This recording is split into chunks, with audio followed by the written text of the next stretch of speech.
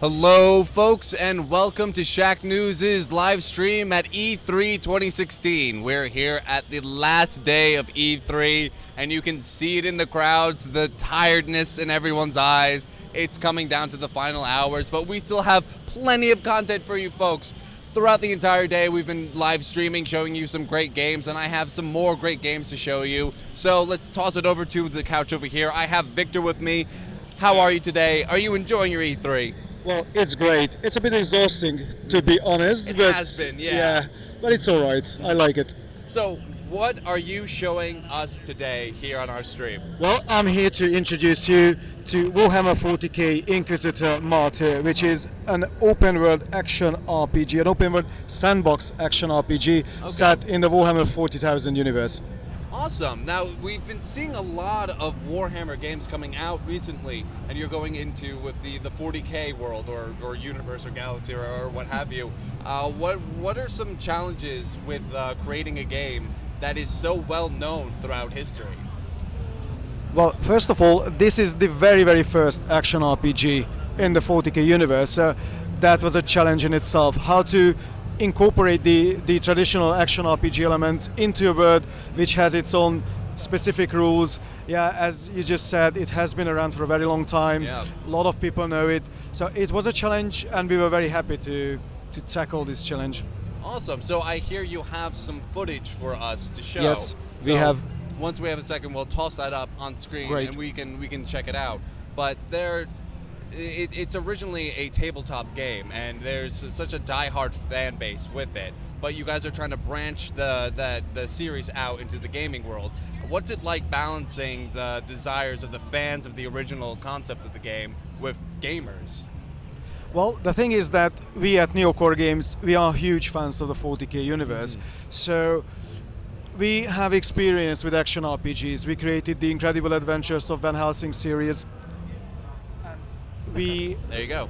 Yep, and we decided to, and when we decided to create an action RPG in the Warhammer 40K world, we knew that we are fans of the universe, so we wanted to create a game that we as fans would love to play.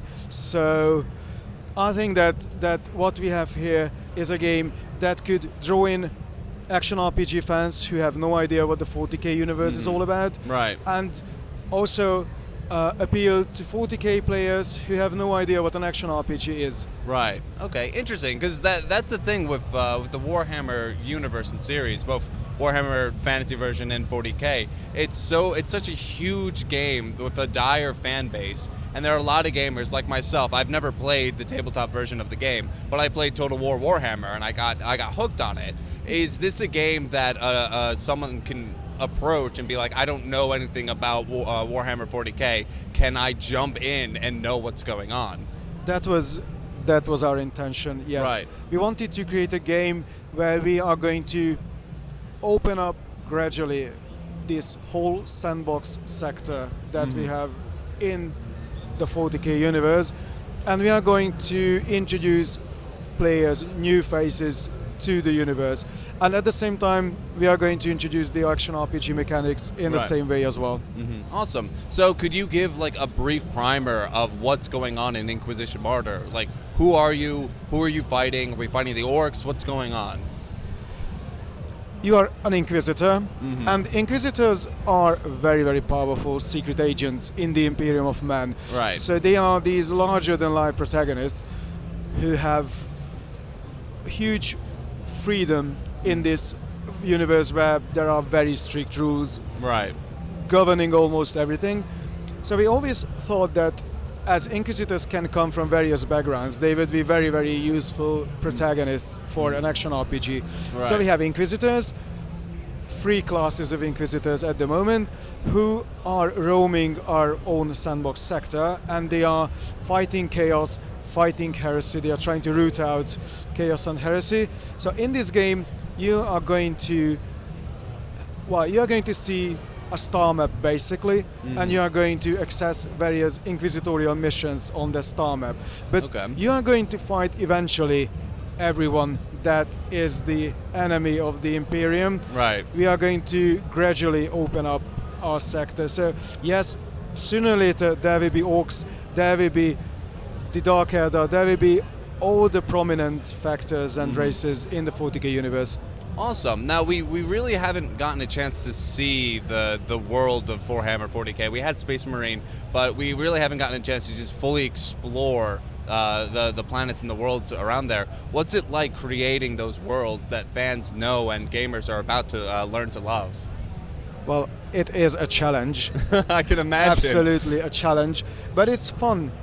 Like, as I said, we are fans of the universe, so now we had our chance to create our own, well, I wouldn't say our own version, because this is a 40k world that we have here. Right. We are strictly following the rules, and we are, as fans, we didn't want to create something else. But this is still our own section of the world, our little corner in the universe. So, as a writer, for me, for example, it was enormous fun to create our own stories, which are Warhammer 40k stories, but our own stories at the same time. Right. You give it your own unique spin to it. Give it its own flavor. That's awesome. So I think in a moment we're going to check out some of the gameplay footage that you've provided for us, because I'd love to check it out to see the game itself. So. Yes, here we are. This is the star map. Yeah, so if you can walk us through it, what's going on here? What you see here is a fraction of the star map. It's going to be huge, and what you see here is just a section of one star system. And this is where you have points of interest, where you choose your mission, and when you choose a mission, you are going to enter a very, very traditional action RPG map that you see here. Okay. But at the same time, it's not your typical action RPG. We made plenty of improvements. One of those improvements is the massively destructible environment. You will see that, well, you can basically trash the whole place, and that was the intention, to create a 40k game, an action RPG which is a 40k game to the core, with the sense of that warfare. Well, in this universe there is only war, so we wanted to have an action RPG where we reflect on it. So instead of having thousands of critters rushing at you, which is a fairly traditional thing in action RPGs, we have smaller groups of enemies. They follow orders. They are more tactical in a way. And for example, we implemented the cover system as well. So the cover system is a fairly new thing in action RPGs. So as you see, we have pillars on this section of the map. So you or your enemies can both use sections of the map as a cover. But as I said, the whole environment is destructible, so that was a very good example of that. So you have to be very, very careful what you use as a cover, or how long you use something as a cover. It seems you have to make a choice, because you sometimes need the cover to avoid the damage, but as we can see on screen, sometimes you don't need the cover and you can just barrel right into those enemies and destroy them. It's entirely up to you. We have 3 classes. This one is the Crusader type Inquisitor. He's our heavy, and it requires a different sort of gameplay than other classes do. So yeah, you can absolutely just rush into the melee and have your way with them. As you can see, we also wanted to have a very, very violent and a very spectacularly violent and big game. So we have these bosses. This is just one of those, not even the biggest one. This is a Hell Brute, a creature of chaos, and you can shoot off various limbs and appendages of those huge creatures. It is again one of those tactical layers. You don't have to do that, but when you are destroying body parts, you are destroying special abilities. So when you shoot off the weapon arm, for example, obviously the creature won't be able to shoot at you. But with creatures like the Blight Ogrin, for example, which has poison sacs, you are destroying a poison sac, you are destroying the poisonous cloud ability. Interesting. So yes, when you are on the star map, you will be free to choose from various missions. There will be various objective types. You have random generated maps. So that's good. This is again another map with the other class, the assassin type Inquisitor. She used to be a death cult assassin, so she retained all her special abilities and her her way of disposing the enemies of the Imperium. Interesting. So you are going to play quite differently with her. She has a sniper rifle. She has force blades in this pre-alpha build. So yeah, various execution moves available for various classes. It seems you guys put in a lot of effort with the execution and just the violent gore. Because from what little I know about 40K, admittedly, it's violent. It is destructive. So I'm glad you guys have kept that image. It's so good to hear. Yes, this was something that we were trying to achieve very hard because, well, the 40K universe is a very, very grim place, and we wanted to have that feeling. We wanted you to go to places like this planet which has been infected by chaos. Well, we wanted players to feel that this universe is a harsh place, right? And you still have to keep on fighting for the sake of mankind. Oh wow, that is fascinating. So I'm assuming we might see the third class soon, but could you go into a little detail about the third class? I can't reveal anything about the third class just yet. Third class is hush hush. Okay, this that's understandable. is something that we are going to reveal, I think, in the near future. Okay, interesting. The Assassin is something exclusive for E3. Okay. We revealed the Assassin Inquisitor right here at E3, so she's brand new. And I have to add that what you see here is still far from being the finished product. It's a bit, well, I wouldn't say unbalanced, but this character and the Crusader character as well is something from the higher levels, so you won't start the game like this. Right. So this is an action RPG, so you're going to have a visual progression. Each level, if I can say so, will have its own looks, so your characters will change as they upgrade. I mean, you start small, then you get quite big. You start with gear that doesn't look that powerful, and then as you are progressing, sooner or later you will look very, very dangerous. So yeah, you just see the cover system in work. You can always hide behind the covers, but yeah, it won't last forever. So we wanted to achieve diversity. So we have pre-generated map pieces. Like for example, this map, what you see here is a great hole. This is an asteroid station, and there will be all the typical environments in the game from the 40K universe. So there will be fortress monasteries, spaceships, there will be hive cities, planets, moons, all sorts of environmental settings, and we are using pre-generated map pieces like puzzle pieces, and we are assembling them randomly. So interesting. Okay. You might see a corridor like this, for example, a couple of times, but those corridors will lead to other places. Right, completely different places every time. Right. This is an open world sandbox, so we want to keep it as entertaining and as much alive as possible for a very, very long time. So that's why we have random generated maps. That's why we have various mission types. Right. There will be standalone missions with different objectives. I think we have dozens of various objectives which all cover activities that Inquisitors should attend. We are going to have chains of missions which will be investigations. Like interesting. Inquisitors are investigators, and we are going to do a lot of fighting in this game. This is an action RPG after all, with all the improvements, but still we wanted to have Inquisitors investigating crimes against the Imperium, and we are going to have a single player campaign as well, which is part of the star map, so you can access the single player on the star map. Other maps could be played in a co-op mode as well. Could you go into detail more about the multiplayer? Like, how do we just jump into another game with your friends, or how does that work? We are still balancing out the multiplayer, but the rough idea is that every time you go on a mission, you can invite others to join you, and you can join others to fight for the Imperium. Right. And the single player campaign is the only exception to that rule, because that will be your very personal investigation that for various reasons that we explain in the story, that is going to be your very personal mission to attend to. But otherwise you are free to play in co-op.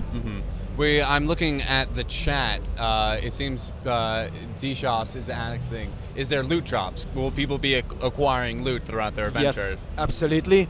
We are going to have loot. It's an action RPG after all. We haven't implemented it yet because this is again one of those areas where we had to be very careful how we balance out the action RPG mechanics and the 40k lore. So we can't have little nurglings dropping, I don't know, Space Marine armor. Right. But we need to have loot. So we are still working on it. I think that we have the solution. Okay. But we still haven't implemented it because we are still experimenting with it. Right. Now with the Inquisitors, you can customize them by choosing what class, but can you customize the abilities that each class can use? Each class will have his or her active and passive skill trees. Okay. So it means that, well, in this game, active skills are basically weapon skills. Right. So it also means that as you are progressing on a skill tree, you are unlocking new weapons, and there will be weapons, so to say, skills exclusive to classes. So, for example, I don't want to say anything stupid, but I think that the sniper rifle, for example, is something that only the assassins could use. Okay, awesome. Now, with 40K, it's been around for a while as a tabletop. Every time I'm in like a board game store, I'll see them on the table, all beautifully, crafted and designed. Yes. Was that helpful for you guys for like, okay, we need to make this world have a bunch of these chaos characters? Did you just go up to your local hobby store and it's like, all right, I want this character, and this character, and this level? Well, we are working very closely with Games Workshop, who are the creators of the 40k and the Warhammer world. Right. So we get every help from them as we can. So we have now a fairly huge collection of miniatures because yes, we need to have everything right. Right. So we are using the miniatures, we are using everything that has been published in under the 40k brand. We are using artwork. Right. So yes, we want to be very, very faithful to the IP. It seems like you guys are doing very faithful work to Thank you very much. 40K. Excellent. Awesome. So can you talk a little bit more about the development process with you guys? Do you like think of an idea, create it, and then go over to them, be like, hey, this is what we want to do with your IP, and do they like, no, like do it this way, or is it more like you're working hand in hand with them? I would say that we are working more like hand in hand. Okay. Games Workshop is very, very well. It's a very helpful thing to have Games Workshop out there because they have access to that huge knowledge, which is the 40k world. Sometimes, well, I would say that we go to them with ideas. How about this? How about that? Right. And they are like, sometimes it's okay, it's perfectly fine. Sometimes they're like, well, it's great, but we had this idea from this or that source book. What about this? And we are then, okay, that sounds interesting. Let's give it a try. So I think that it's a very good cooperation. Right. Awesome. Now with 40K, there's the board games, the tabletops, there are comics and graphic novels and novels, and now video games are becoming more and more prominent in that IP. What do you think is the importance of having that stretch out on so many different medias? I think, well, I'm not working at Games Workshop, so it's just a stab in the dark. Right. But I would say that in this day and age where video games play such a significant role, it's a very, very good way to introduce people to the universe. Because there will be people who try one of those video games and they will be very happy to try, for example, a tabletop game. Or they will be happy to read the novels or just go into one of the hobby stores. Right. So I would say that branching out means getting the word out.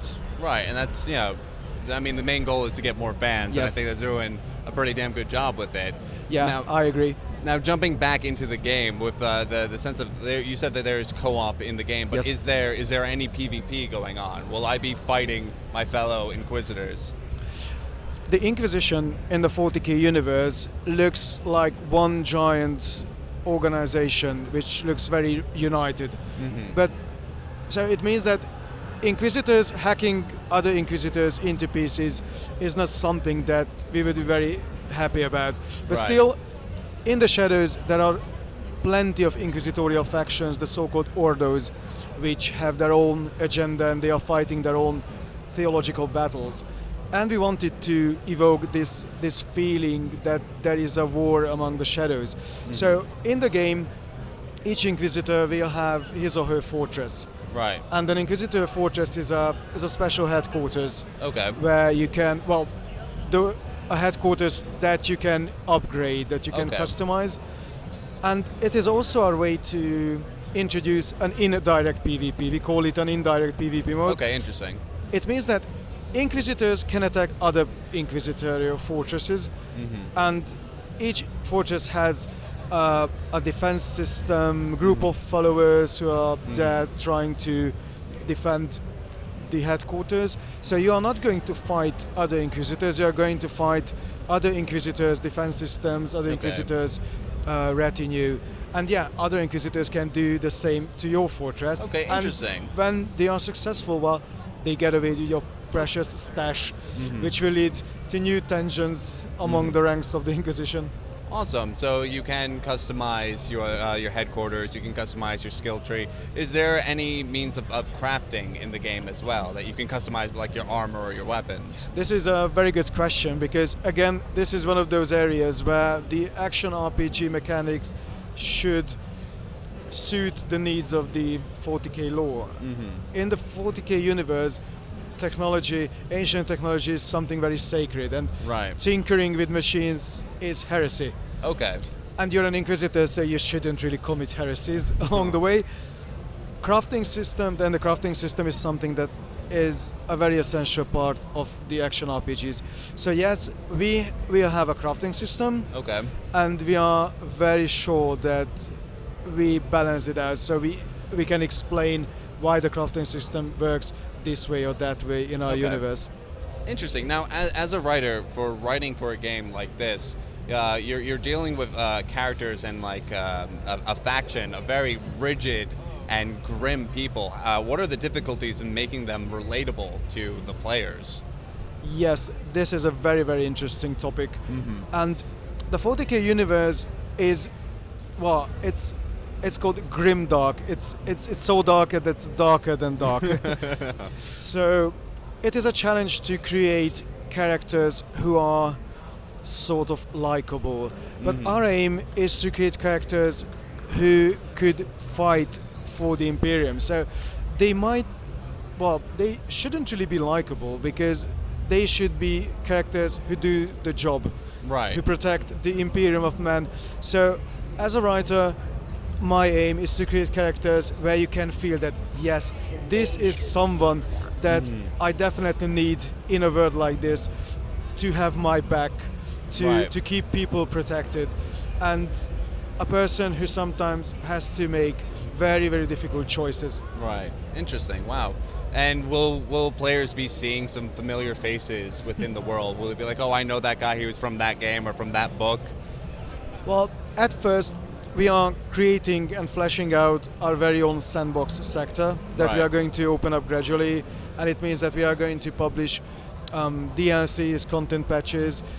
We are introducing all the alien races, the Xenos. We are introducing stories into our world.